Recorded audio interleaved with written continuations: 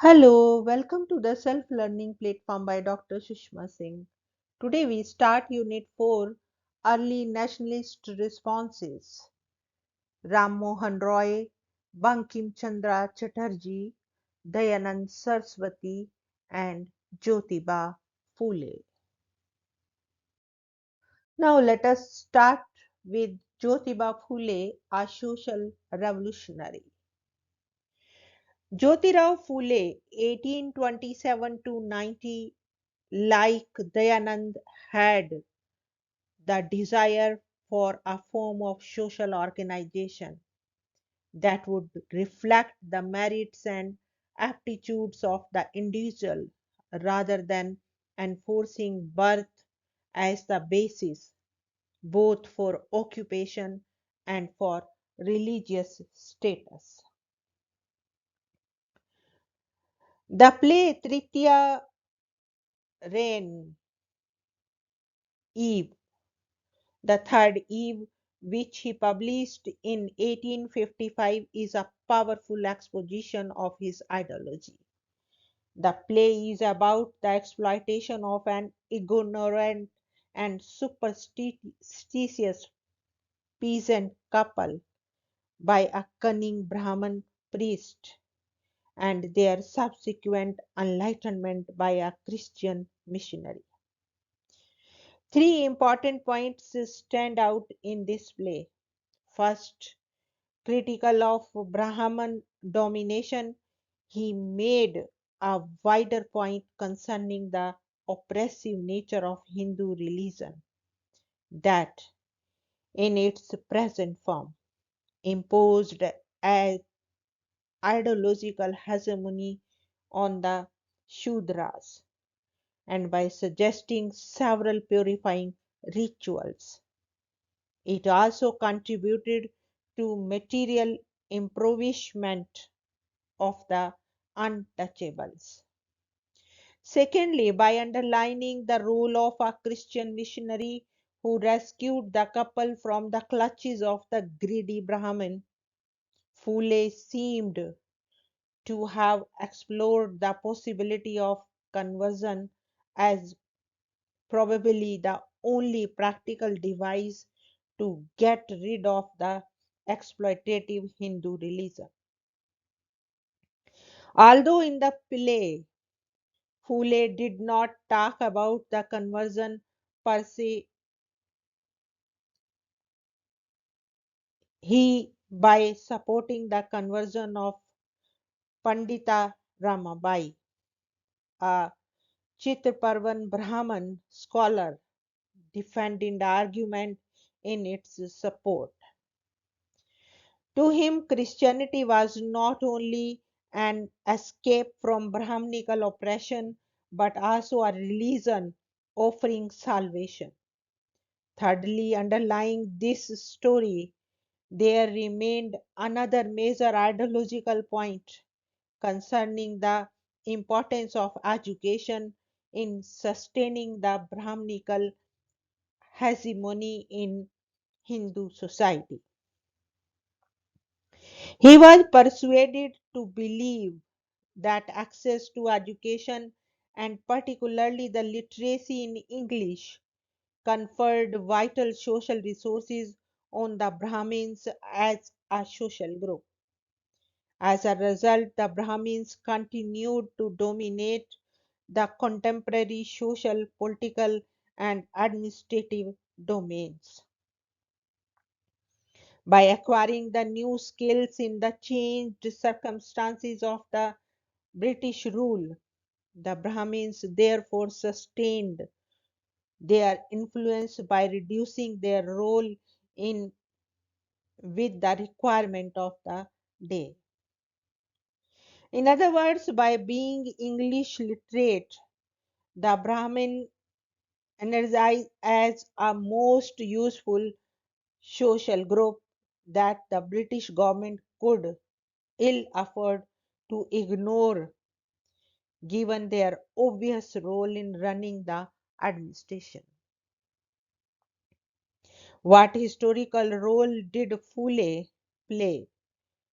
Similar to the early nationalists, the principal message that he conveyed was concerned with his model of a society free from Brahminic exploitation. For him, the British rule was a boon in disguise for having struck at the foundation of the caste hegemony of the Brahmins. Presumably because of this dimension of the foreign rule, Fule appeared to have underplayed the exploitative nature of colonialism. It was also possible that the Fule accorded top priority to his mission of securing a respectful place of the untouchables in the society in which the Brahmins held the hegemony. Fule was not so much against the Hindu scriptures per se as he was against the values and ideas sustaining the prevalent Hindu system. In other words, he deliberately articulated his opposition to Brahminical discourse and not Hinduism as such. Fule was perhaps trying to distance from the bandwagon against Hinduism.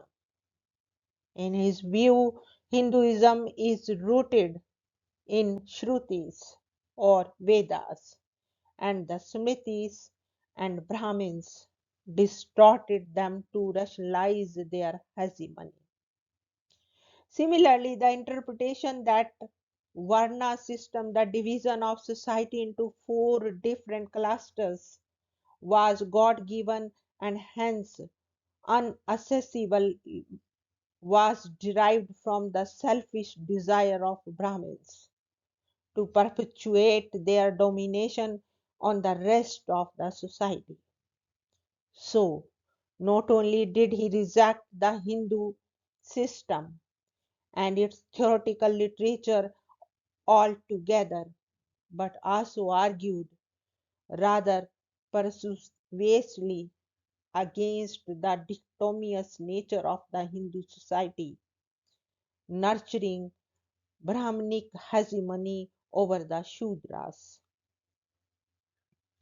This was an arrangement in which he argued further members of the privileged segment of the society, with the Brahmins, tends to justify their hegemony by reference to the religious tract and distorted practice. On the basis of his criticism of Hindu theology, he challenged the notion of avatara as an agency of change when the society was completely demoralized.